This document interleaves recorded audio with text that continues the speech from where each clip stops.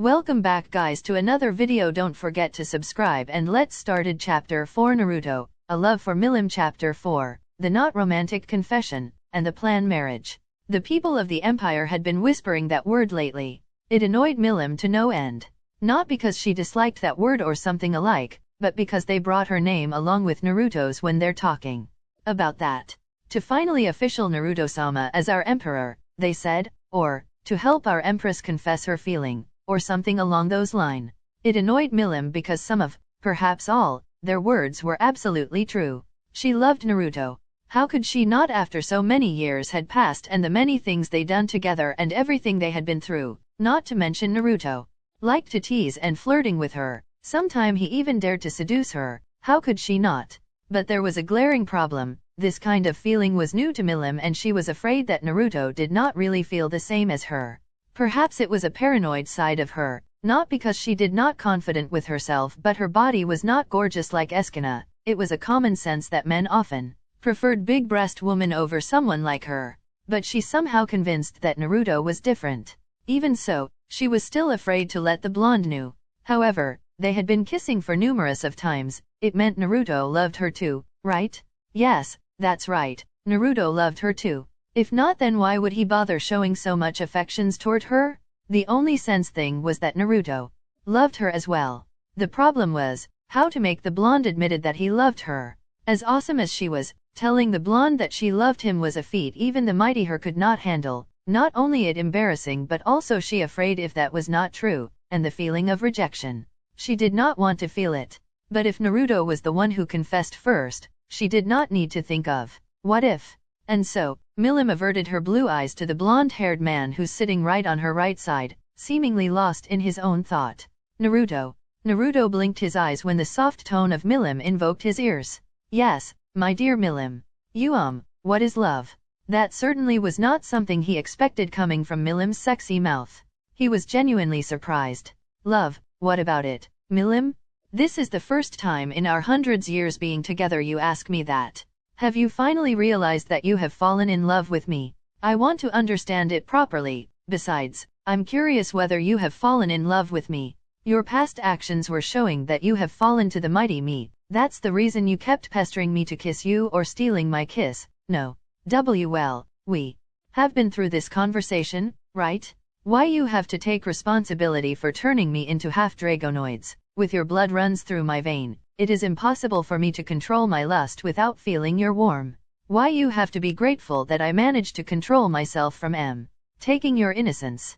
Milim could not help herself from blushing. Technically what the blonde had said was true, even she could not control herself from the heat. She had never felt this kind of feeling before Naruto came to her life, the feeling that brought pleasure to her body whenever they were kissing, more so when Naruto massaging her. That's true, Milim finally said. However, there must be a reason why you managed to hold yourself, right, Naruto? You do love me, right? However, before Naruto managed to give the pink-haired girl his response, Haku had entered the room they currently in, with a little smile on her lips. I apologize for disturbing your special time, my lord, Milim-sama. Hi, Haku, what's up? The meeting place has been decided. The devil Gelmuto himself have just stopped by to inform Marin. It will be held in the late noon, Milim-sama. That's good. It has been long since I last go out. The previous devil named Gelmuto had promised a good show for Milim to watch. Naruto did not interest in the supposed show, however, Milim felt attracted to the devil's offer. As expected of Milim, if he did not know any better, he would say that the girl was indeed a child. Sighing, Naruto gave in. However, he would not let the girl left by herself. I think it is better if you don't go by yourself. I will make a special clone. You can take over it so there's no need to go there yourself. That sounds interesting. As expected of Naruto. Naruto let a little smile appeared on his lips. Those sparkling irides of hers were so fascinated. He did not know what he would do if he didn't have a good self-control. Sighing, Naruto raised his right hand in a single seal creating a clone that soon taking shape of Milim cladded in imitation of Virgo cloth with eyes closed and no life detected. This clone worked like Pain's body. It could be controlled from afar away with using a rune that worked like the transmitter and receiver. Give me your palm. Milim happily offered her right hand to be held by the blonde, and soon he started making rune on her palm. That was similar to the rune on the clone's palm. Just then the clone started moving its eyelids before finally revealing the blue irides that were similar to Milim's. Whoa, I can see my awesome mighty self. Yes, you can see everything the clone see, listen every words it hears, talk through its mouth and even using it to fight. Whoa, Milim's eyes were shining like a star in the midnight sky. If I can control it without the need of thinking, then I can use it to replace me and at the same time play the game. Sadly, it is impossible to do that. Though, I can use rune to program it so it can act on its own. However, I will never do that. Did not you say you want to be the best empress ever? Haha, I was joking. Really? Naruto gave the girl a deadpan, clearly saying he was not believing her. Milim was pouting when her words failed to convince Naruto. Anyway, it is lunchtime already, let us see what Shni and Marin have prepared for us, Naruto said and grabbed Milim's right hand, forcing the girl to stand from the luxury sofa. You can join us as well, Haku, added Naruto while at the same time walking toward the door with Milim beside him, hand in hand. Yeah, do we walking there, Naruto? Yes. But there are many people below, so it is embarrassing. Haku has watched us kissing before, right? Well, that's Haku. And it was not planned. Don't worry, you will get used to it. Besides, you are the great Milim, such little embarrassment would not enough to make you stop, no? Asked Naruto as he leaned on to her left ear and whispered, about our previous conversation, we will talk about it some other time. Well, if you say it like that then. Let's go. Milim yelled and stormed the door, making Haku, who was watching the two from behind, smiled. Later on, somewhere hidden a wide conference room. The room was shrouded in silence. Several shadows of men and women were sitting surrounding the large round meeting table. A large crystal sphere was nested in the middle of the table. From the lowest position of the seat near the entrance of the room, a man was casting some kind of spell towards the sphere. The man dressed as a clown, his name was Gelmudo, he was the one who was entrusted with this meeting, and also the person responsible for certain project. The project that he had worked for many years, and that project was to give birth to a new demon lord for the sake of his own ambition. The project must not end in failure. And then, it was finally the last day of the project. He succeeded in inviting the 4 whimsical demon lords, though the hardest was inviting the Empress of Nava Empire. Thus, it had to succeed at all cost, because it's impossible to make the demon lords move with money. You would need things that attracted their interest, like a prey or a hard-to-obtain magic tools/artifacts. This time, Gelmudo succeeded in making the 4 demon lords moved.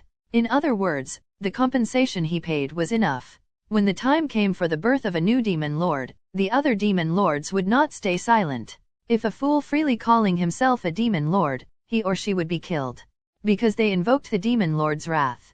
Moreover, if there was such person that managed to turn the table against an infuriated demon lord, such person would then be recognized as a demon lord. These past several hundreds of years, there was no such demon lord. The last-born demon lord, the human demon lord Leon Cromwell, with his overwhelming magical power, he increased the number of Magin. He controlled and claimed himself as the demon lord of the frontier. In response, one of the demon lords, the Curse Lord Kazarim, who was furious with him, had waged war against Leon. But unfortunately for the Curse Lord, Leon had managed to slay him instead. In response to the situation, the other demon lords recognized Leon as a new demon lord. But, demon lord with such ability was not a common thing. Therefore, to claim a stranger as a demon lord, it was necessary to get the support of at least 3 or more demon lords. If you messed with the new demon lord, the supporting demon lords would become opponents at the same time. That was what to be expected. And following such procedures, for the sake of the birth of the new demon lord, Gelmudo became fired up because of his ambition. This time, to make the Orc Lord as demon lord would require one more step. For the bored demon lords, he prepared the stage for the birth of the demon lord as a spectacle. It was for them to have fun, which was one of the conditions for the support. Of course, it's not just that, he would also give them magic equipment and artifacts. For Gelmudo, this was a gamble of a lifetime. The Orc Lord had to eat the goblins and lizardmen to evolve as demon lord. Today was the day when it would all end. To become a demon lord and getting the support at the same time one must devastate human city. In doing so, it would become the news of the birth of a new demon lord. If such things happened, Gelmudo's ambition would be achieved. By manipulating the Orc Lord from Shadow, he would be on equal standing with the other demon lords. And yet, there was no reaction from the crystal ball. Gelmudo became impatient. This was bad. He did not want to imagine what would happen if he offended the demon lord that were looking forward to the play. Despite how much he growled, the crystal ball was not projecting. There's nothing could be done. At this moment he wondered if he was going to become a minced meat. Even if he's not killed, he might be cursed to become a minced meat with only consciousness left. It's no use. He didn't want to imagine it anymore. Gelmudo hurriedly cast the spell again, but there were still no reaction from the crystal ball. Hey, what are you doing? A voice colder than ice echoed. The room turned silence. The intimidation was enough to disturb Gelmudo's spell. Gelmudo was panicking with sweat leaking all over. Please wait. I will determine the cause right away, yelled Gelmudo. His instinct was saying if he left it just like this then it would turn bad. However, creak. A sound of something that was creaking as if it was being squashed was heard. But no sooner than later, something big flew past by at high speed on Gelmudo's right side. It then crashed on the rear door with thunderous sound. One of the demon lord, a petite and beautiful light pink-haired girl clothed in gold armor, had just thrown the big round table with her left hand. It was without any skill, sheer physical strength alone. Are you treating me like a fool? Demanded the girl with a somewhat angry tone. Please forgive me, I will immediately confirm the cause myself. Really? Asked the girl, her tone had changed into a casual one. Then make it quick. Since I'm being generous, I'm going to wait here. Which parts of you are generous? Though, he could not even afford the time to think about it. Gelmudo was trembling in fear. The door was destroyed by the table that flew outside, making the wall of the building shattered as well, leaving a big hole on the wall. Gelmudo did not waste any more time as he leapt outside from the hole on the wall and started chanting his flight movement spell. It was about a moment after Gelmudo left that the light pink-haired girl had made use of the devil eyes and projecting it through the water sphere she had created, letting the others to see it as well, of course without the devil knowing anything about it. How fun, the girl muttered. Her eyes and the others were fully on the screen. The flustered and irrational Gelmudo had not noticed the large gathering of high-class monsters, the Oni race. Once every few hundred years, an elderly ogre could evolve into one. Their ability unnaturally high, they were often said to be capable of crushing the heavens. And there were 3 of such Oni were present. Had he noticed, he would know that they weren't someone he could handle. And a fang wolf that evolved strangely was also present. Judging by its appearance alone, it was at least an A-rank monster. Thus, 4 rank A and monsters were present, and they belonged to a single child wearing a beautiful mask. The child was certainly not a normal person. Who would have thought that? Gelmudo would put such a good show, exclaimed the girl happily. Seriously, that monster, should we crush it? Or raise it? Another demon lord asked in a disbelieving tone.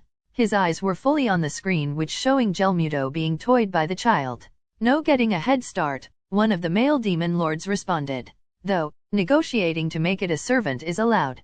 Hey, about this, can we keep it a secret among the 4 of us? It has been long since we got something to kill our boredom with. Well, with the exception of the Empress who has her own amusement, of course. The real purpose was, of course, to gain a trump card against the absent demon lords. That's how highly they valued that monster who disguised himself as a child with a beautiful mask. Should that monster selfishly proclaimed himself as a demon lord, they were sure to immediately lose interest and eliminate him/her.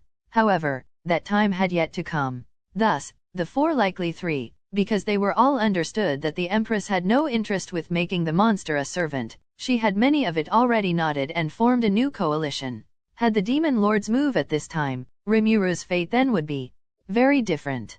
Later, Jura Forest. As soon as the child finished eating the orc disaster, Milim had immediately left the meetings building and heading straight toward Jura Forest. A pair of dragon wings were majestically flapping behind her back, increasing her already great speed to that supersonic level. Her eyes were glittering in excitement. It was the first time in her so long life watching many strong monsters serving a single slime. It took not long to reach the forest with her speed. But Milim could not find that slime among the monsters. nor was she found those and monsters. Groaning, she sharpened her eyes to look for the target, and soon she caught sight of that child of a slime with its follower above the nearby hill. She wasted no time as she shot toward those monsters. Boom! Milim strongly landed a few feet before those monsters. They seemed to be aware of her arrival. Milim let a little smile appeared on her thin lips and walked out of the crater. The wings were no longer on her back. Who are you? The red-haired Oni asked. The rest seemed to be ready to engage should she try something funny. However, Milim did not say anything. She kept walking toward them with a little smile, making those Oni tensed. Don't move. It's okay, Benimaru, the child slime said as it walked and standing before its follower. She doesn't seem to be hostile. Milim ignored their interaction and walked further ahead before she finally stopped a few feet away before the slime that had taken form of, probably, a little girl. Ieto, what can I do for you? The little girl asked. What is your name? Asked Milim. Her eyes were fully on hers. My name is Rimuru, Rimuru Tempest. May I know yours? Ho ho ho, you have a good name, but my name is far better than yours. Oh okay, so, what is your name? I'm Demon Lord Milim Nava. How? Cool, right. Oh, awesome, awesome, awesome. Well then, we have to go. Excuse us, Demon Lord Milim Nava. Milim watched as Rimuru and her follower walked past her, making her blink her eyes before hastily turning around asking the girl to wait. What? IWI poof? Milim blinked her eyes for a few times before sheepishly shifting her eyes toward the blonde who was standing with his hands on his chest. Deceiving Naruto was not an easy task. She had tried multiple times and everyone ended up in failure. And this time was no different. However, she did not give up yet. And Naruto, the clone was on her way, so you should have not dismissed it. Oh, is that so? Why yes. I planned on cooking a special ramen for lunch and dinner, but it seems I will change the menu. Milim's eyes were widening in horror. No, don't, she yelled and half-heartedly sighed. Okay, the clone was not on its way, it was in Jura Forest.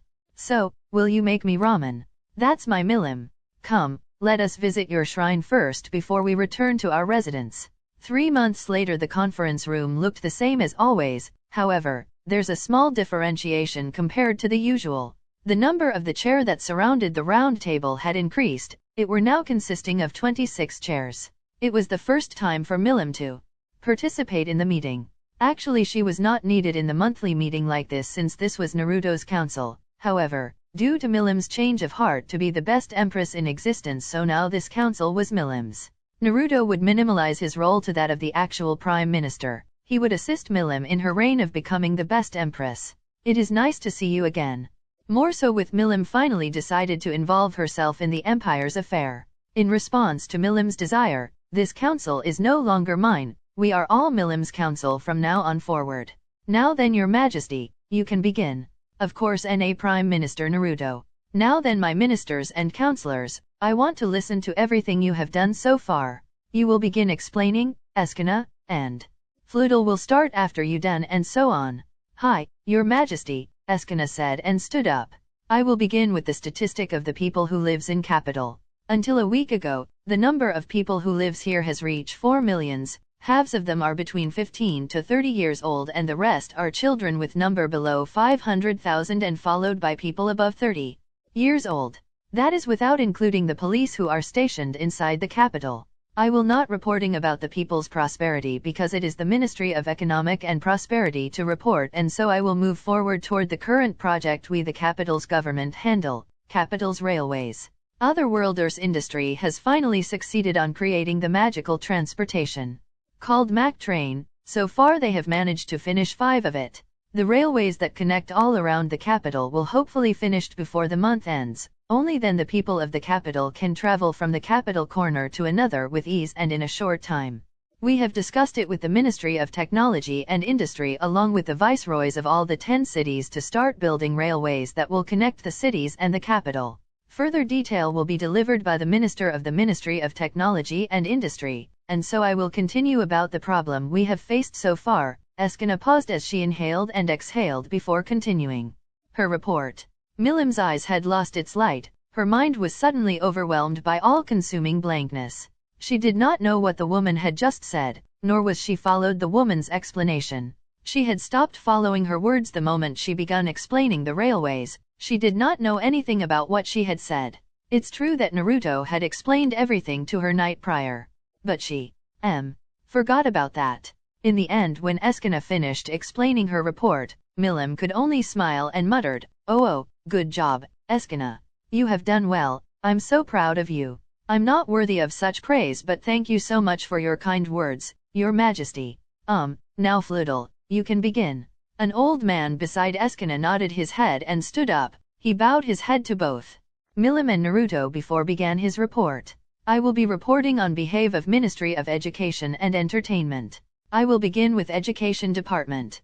There are 11 night and mage academies in total, each located in each city. The biggest is of course the one located in the capital, Namaki Night and Mage Academy. We are recruiting 100 students in a year, but the one in the capital is about 200. Ever since the academy was founded, we have 36,000 alumnus in total. Among them, about 80% decided to join the Nava's police while the rest were opting to be an adventurer. But this year will hopefully different. We have been working along with Konan-sama to increase the possibility of the students to be able to join the UMBU.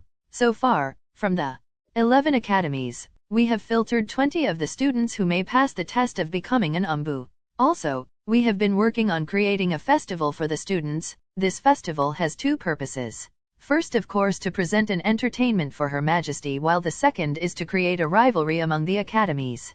It has been fixed that we will starting the festival before the year ends. Hopefully Her Majesty will be able to attend.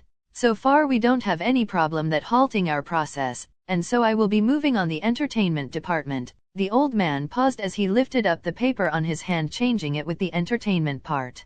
As Fludel continued reporting, Milim's eyes were half opened, her face had turned into a blank expression. Naruto, who was sitting on a chair on Milim's right side, could only smile as he watched her with his corner eyes. He had no doubt that his empress did not pay more attention to the minister. Perhaps she was lost in her daydreaming while at the same time maintaining her blank expression. Her half-opened eyes were no doubt showing she was deeply thinking, while in truth she's not. Though, he had to give the girl credit with her ability to praise the minister when he finished reporting, although with a bit stuttered voice. The next one who would give report was Hernandez. He was the Minister of Ministry of Economic and Prosperity. After him was a woman named Eliska. She was one of the 3 other worlders in the room. She was the Minister of Ministry of Outworlder. Naruto had specially made that ministry to compete with the Eastern Empire to attract more other worlders to side with Milim's empire. It was not easy to gather them, more so with the fact that Nava Empire did not have any international relationship with the other country/kingdom/empire. They were neutral like the Dwarf Kingdom. So far, there were only 27 other worlders here in Nava Empire, lesser than the ones lived in the Western Empire.